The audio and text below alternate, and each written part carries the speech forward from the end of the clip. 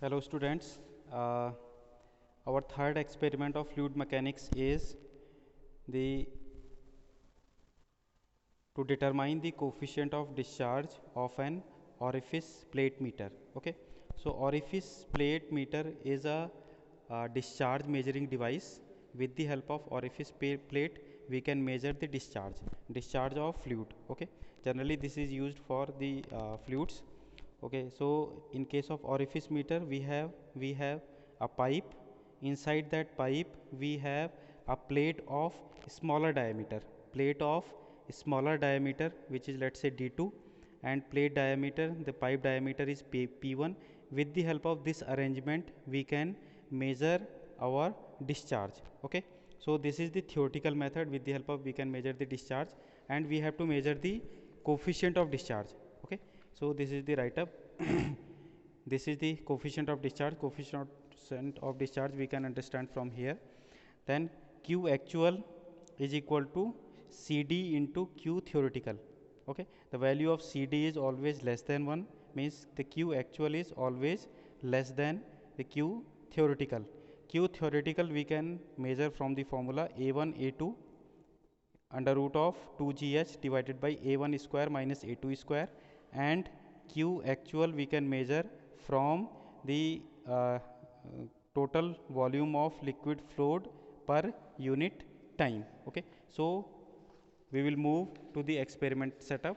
In the experimental setup we have, this is the experimental setup of orifice meter. Okay, in the orifice meter we have, first one is the tank. This tank is used to measure the actual discharge. Okay, so whatever the discharge is coming from here, we can measure per unit time. From here we have scale. Let's say the initial level is here, final level is here. We have stopwatch. With the help of stopwatch we can measure the time duration during which this height is achieved inside the tank. We have volume multiplied by, we have tank, cross sectional area of tank is given 45 centimeter, 45 into 40, okay, 40 by 40 centimeter square, means the length is 40 and the width is 40. Height we can measure from here, by supplying the fluid, and the duration of time. So we can measure the per unit time, flow per unit time. Okay, flow means the cube or centimeter cube per second, means for 1 second how much flow is taking place with the help of this one tank. Okay, now we have Q actual is equal to Q theoretical multiplied by CD. So this is the orifice meter which is fitted in a pipe of 1.5 centimeter diameter, and the diameter of this orifice is also given 1 centimeter. 1 centimeter diameter is given and fitted in the pipe of 1.5 centimeter. Okay, as the flow takes place, flow is taking place from here to here, and it is going to here. So from the tank we can measure the actual discharge, and from here we can measure the theoretical discharge. Okay, theoretical discharge is Q A1 Q theoretical discharge is the A1 A2 under root of 2GH divided by A1 square minus A2 square. A1 A2 we have pipe diameter and orifice diameter. H here, H we will measure. H is the pressure head difference. Okay, this H we will measure the pressure head difference from the U-tube manometer. Okay, in the U-tube manometer we can measure the value of H, where H is the difference of head created due to orifice meter. Okay, here the manometric fluid is the mercury, which is heavier density, like means the density of mercury is 13.6 times the density of water. So now we will operate our apparatus.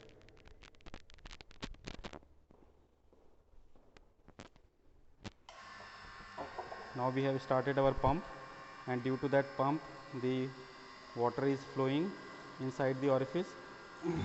From like this method we can measure the actual discharge, means we will put for like 1 minute, 30 second or 60 second, and means how much the fluid is flowing in 30 second we can measure, and then we can divide initial condition. As we can see, the initial condition is this one, and with the help of stopwatch, by fitting the stopwatch like for 30 second or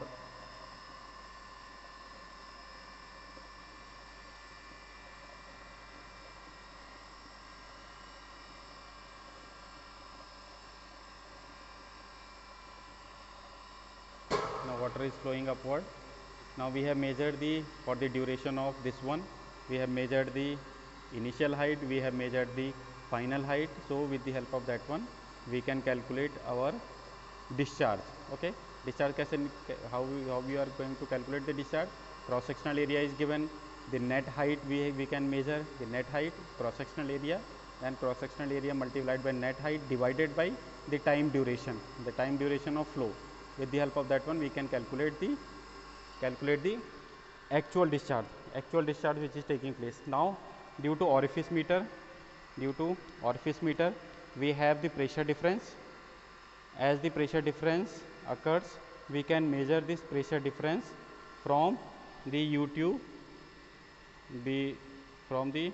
manometer, and as you can see that there is pressure difference, means the difference in the mercury column. This difference we will measure H. This H, and H we will put in our equation. Okay, with the help of that one we can calculate the coefficient of discharge using orifice meter. Okay, thank you.